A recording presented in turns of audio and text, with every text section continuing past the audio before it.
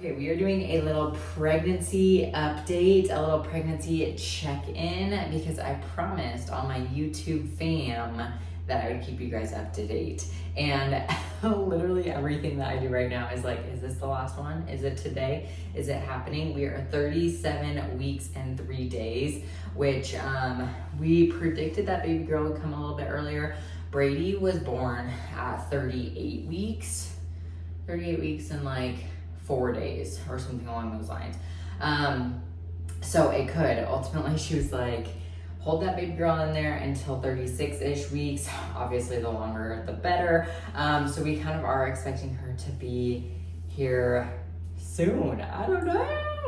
But every single week I have been doing through this entire pregnancy. And if you are a soon-to-be mama, I highly recommend it. I am a total nerd, but I highly recommend taking progress pictures and taking the weight and taking the metrics and all of those things. I tell all my clients to do these, but it's been super interesting to do them through every single pregnancy with Brady, through baby girl, and just seeing the differences and seeing your body change. It's just amazing what the woman's body can do. So here's a little pregnancy update. I said this in the last video, but I'm definitely someone who gains kind of in all areas. I definitely gain in my arms, my legs, my thighs, and of course that midsection and bust. But you know, I'm not worried about it one bit.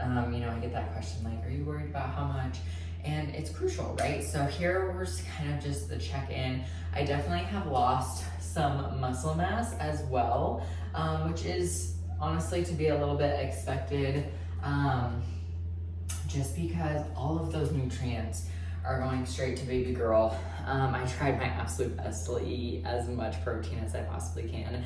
But if you have been pregnant before, those are like the first fooded versions. And I really give myself like love and patience and grace and seeing where we're at there. So let's check in with weight. We are 151.4 on the dot. And I forget the last time I did a check-in with you guys what I was at, but it's been slowly increasing, which is perfect.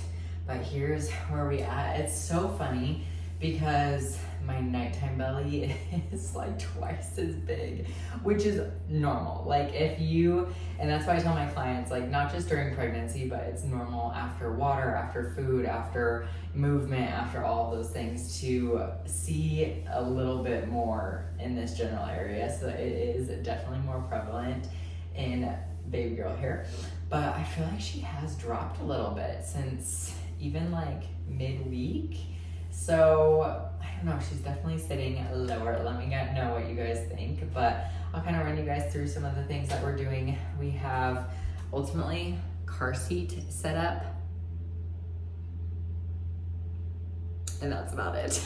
No nursery. Brady did stay in our room for a few months, to be honest, just while I was like really nursing throughout the night.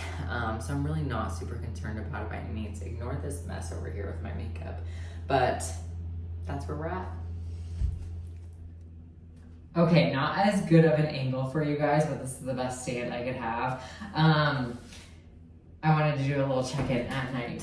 So this is where we are. I feel like baby girl is twice the size in the evening time. This is after about 120 ounces of water, all of my meals today. So I ate 5 different meals, reaching around 150 grams of protein, and then a 45-minute walk, as well as just like normal, you know, daily things.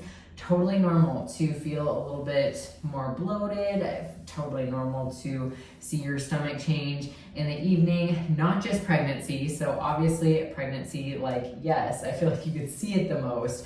But if you've ever, you know, weighed in the morning, that's why I have all my clients weigh in the morning. And then if you've ever weighed in at night or like looked at it and been like, whoa, you know, like this looks different, that's why. It's totally normal here.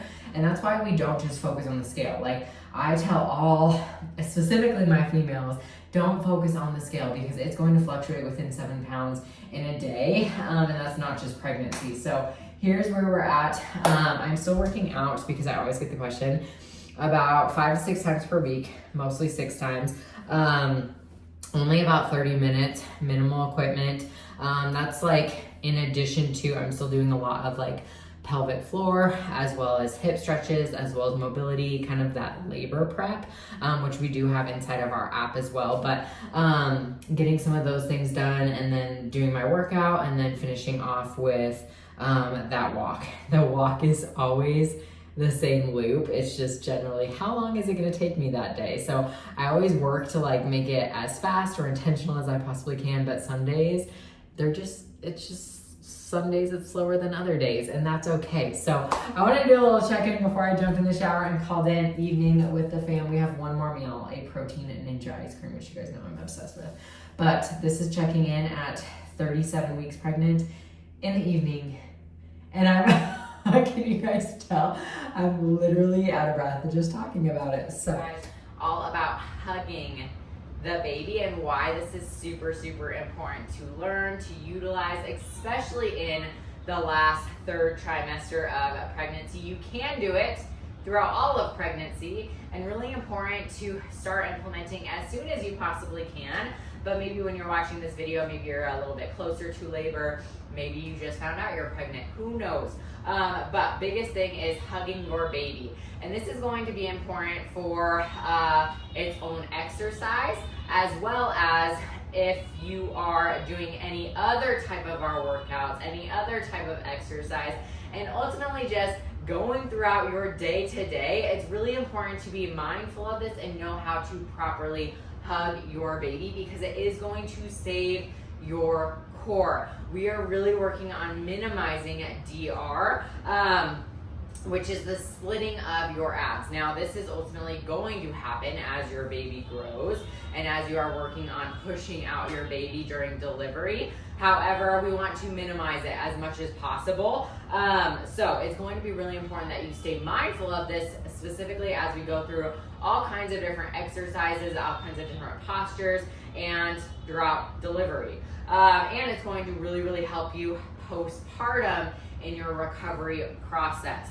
So being mindful of this is going to be really important. So the biggest thing with hugging your baby, and like I said, you can do this as its own exercise to practice, to prepare, things like that, and then being mindful of it in our exercises. And I'll give some of those examples and talk a little bit about that. I'm not going to take up too much of your guys' time here today, but notice as, and it does get a little bit easier when you do have kind of that bigger baby bump, and that's why I decided to wait until recording this video here so you guys can properly see. But see how I am just ultimately letting baby hang out, ultimately releasing, letting go. This is really important to do every once in a while as well, because we are, as women in our society, natural and prone to just holding in our gut, holding in our stomach, holding in those types of things. So do make sure that you are releasing, letting go, pushing out, breathing out that air, because that's going to be important as well. And when you hug the baby, I want you to imagine that you are taking a blueberry up your pelvic floor in an elevator to your belly button. So just kind of imagine that for a second. You're going to grab on to a blueberry with your pelvic floor, squeeze, and zip it all the way up. And as you do so, you're going to hug in those transverse abdominal muscles all at the same time. This is going to help strengthen your pelvic floor, going all the way up. Another great cue for this is holding in having to go to the bathroom. Now, as pregnant women, you're probably like, well, that's not hard because I have to do it all the time anyways, which is totally natural. So you're gonna release again. Imagine grabbing onto that blueberry or holding in, having to go, and notice how I'm pulling in, hugging, hugging, hugging that baby. And you can release. So again, this can be its own core exercise. Just standing here. You can also do it on a yoga ball. You can do it on a chair. One way that I really love doing it is here in a cat-cow, so you can release.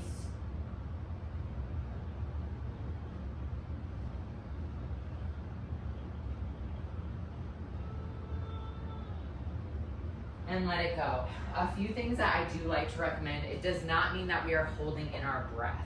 So we don't have to go and hold in. I still want you to be able to breathe through this, and that's actually very important to be able to do. So release, let it go. And notice how my upper abs, my transverse abdominal abs are hugging in. It should feel like your baby is in this nice little tight knit community, and you can ultimately do this as much as you possibly can. Notice how I'm doing it and I'm still able to talk, I'm still able to breathe, and focusing on your breath. And then slowly releasing. So a really big important thing that I already had mentioned was being able to do this during exercises. Specifically any that we are hinging for or squatting for or really anything at all. It doesn't change during pregnancy that every single exercise can be a core movement exercise. And what's going to make or break your pregnancy, your postpartum, and ultimately how your core looks postpartum is going to be how often you are mindful of this and how you focus on this. Because the more that you add crunches in, the more that you are releasing that and not focusing on proper engagement through these exercises, the more that we can create DR. And it's not that if we do have DR that we can't properly repair it postpartum, but we could be missing an opportunity of healing it a little bit easier, a little bit faster, and things like that. So specifically, say we are doing RDLs in our workout. So feet are about hip distance width apart, knees slightly bent. We're gonna roll those shoulders back, flat back, chest is out. Notice before I do this exercise, I'm gonna release all the air and then hug the baby, pulling that blueberry up. Imagine a zipper going up your core, transverse abdominals tighten in, and then you can send those hips back. And stand back up if I was holding weights, for instance.